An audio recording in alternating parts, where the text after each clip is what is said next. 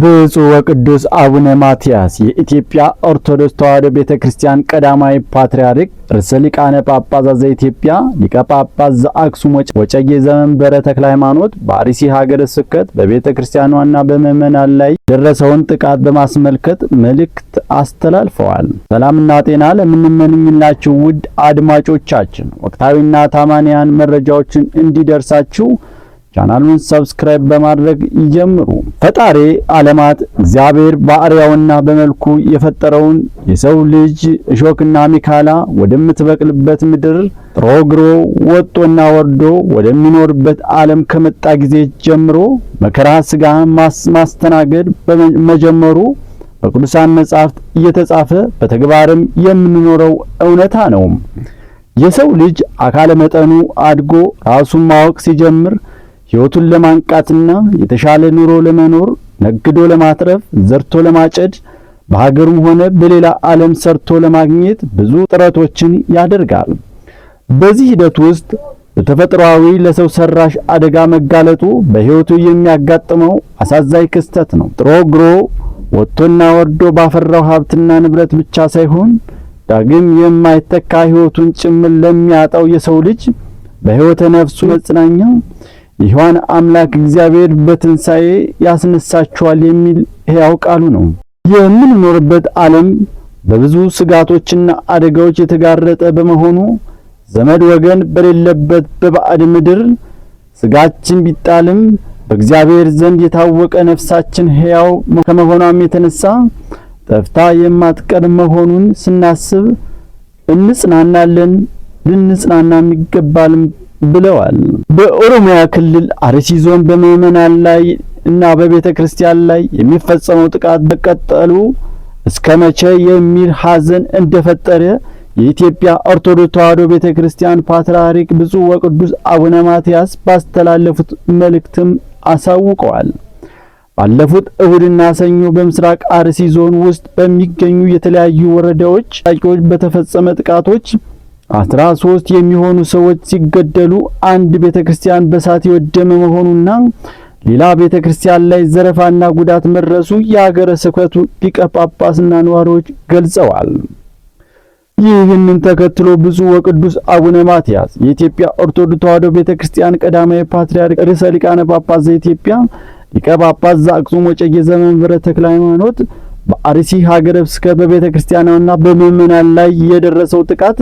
በማስመልከት መልእክታቸውን አስተላልፈዋል። ብፁዕ ወቅዱስ አቡነ ማትያስ በአርሲ ሀገረ ስብከት በተፈጸሙ ጥቃቶች መንፈስ ቅዱስ ልጆች እና ቤተክርስቲያን ላይ ስለደረሰው አሰቃቂ ጥቃት የሰማነው በተሰበረ ልብ ከመሆኑም በላይ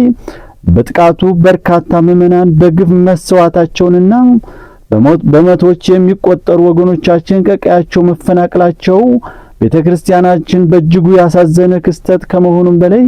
ፓትርያርኩ በአርሲ ምድር በተደጋጋሚ የሚስተዋሉ በደልና ግፍ በሁላችንም ልቦና ውስጥ እስከ መቼ የሚል ቁጭትና የሐዘን ጥያቄ ፈጥሯልም ብለዋል። ቢቢሲ ያነጋገራቸው የአካባቢው ነዋሪዎችና የቤተክርስቲያኗ ምዕመናን ጥቃቱ እሁድ ዕለት ጀምሮ እስከ ሰኞ ድረስ የቀጠለ መሆኑንና እድሜያቸው ከ80 እስከ 25 ዓመት የሆናቸው ሰዎች በታጣቂዎች መገደላቸውን እንዲሁም ዝርፊያና የቤቶች መቃጠሉ መፈጸማቸውን ገልጸው ጥቃቱ የተፈጸመበት የአርሲና የሶማሌ ክልል ጅጅጋ አህጉረ ስብከት ሊቀ ጳጳስ ብፁዕ አቡነ ኤልሳ በጥቃቱ 13 ኦርቶዶክሳውያን መገደላቸውን ከ280 በላይ ምዕመናን መፈናቀላቸውን እና የ101 ዓመት ዕድሜ ያለው ቤተክርስቲያን መቃጠሉና የሟቾች ስም በዝርዝርም አሳውቀዋል። ፓትርያርክ አቡነ ማትያስ የእምነት ነጻነት ተደፍሮ 100 ዓመት ያስቆጠረው የጠራታ ቅዱስ ገብርኤል ቤተክርስቲያን መቃጠሉ እንዲሁም የካራ ኩፍታኔ መድኃኔዓለም ቤተክርስቲያን መዘረፉን በመልእክታቸው ላይ አመልክተው ቢቢሲ ያነጋገራቸው የቤተክርስቲያኑ አባላት የተዘረፈውን ቤተክርስቲያንን ምዕመናን ጽላቱን ይዘው ተሰደዋል፣ መኖሪያ ቤታቸውም ተቃጥሏል ብለዋል። ቤተክርስቲያኗ በምድራዊ መከራ ውስጥ ያሉትን ምዕመናን በምታጽናናበት በዚህ ወቅት ራሷ በፈተና ውስጥ ሆና መቸገሯን የጠቀሱት ፓትርያርኩ በአርሲ ውስጥ በተደጋጋሚ የሚፈጸመው ጥቃት ከመቆምም ይልቅ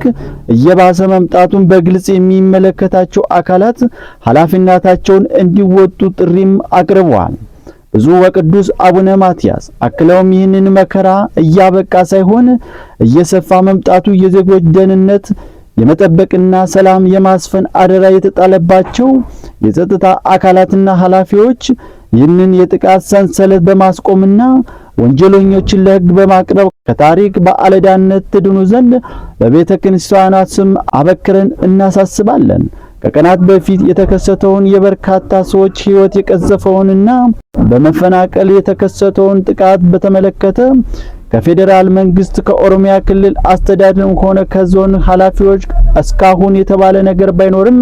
በኦሮሚያ ክልል በሚገኙ አርሲ ዞን ውስጥ በሚገኙ ቦታዎች በተለያየ ጊዜያት በተፈጸመ ጥቃቶች በርካታ ሰዎች መገደላቸው የተዘገበ ሲሆን ነዋሪዎች ጥቃቱን በእምነት መሰረት ያደረገና ኢላማ የተደረጉ ሰዎች መኖሪያ ንብረትና አብያተ ክርስቲያናት ጭምር እያወደመ መሆኑን ይናገራሉ። በአርሲ ዞን በተመሳሳይ ስፍራዎች በተደጋጋሚ የተፈጸመው ለሰዎች ሕይወት መጥፋትና ለንብረት መውደም ምክንያት የሆነው ጥቃቶች በማን እንደተፈጸሙ እስካሁን በግልጽ የታወቀ ነገር ባለመኖሩ በተደጋጋሚ በሚከሰቱ ጥቃቶች የኦርቶዶክስ እምነት ተከታዮች ኢላማ እንደሚሆኑ ከመናገራቸውም በተጨማሪ እነሱን ከጥቃት ለመታደግ የሞከሩ የአካባቢው ነዋሪዎች የሆኑ የሌላ እምነት ተከታዮች የጥቃቱ ሰለባ መሆናቸውም ተዘግቧል። በኢትዮጵያ በርካታ ብሔር ብሔረሰቦችና ሕዝቦች ተከባብረው ተዋደውና ተደጋግፈው የሚኖርባት ድንቅ ሀገር ይህ አሳፋሪ ተግባር እንዲቆም ሁሉም ኦርቶዶክሳውያን በንቃት መከታተል ይኖርበታል ሲሉ አባታዊ ምክራቸውንም አስተላልፈዋል።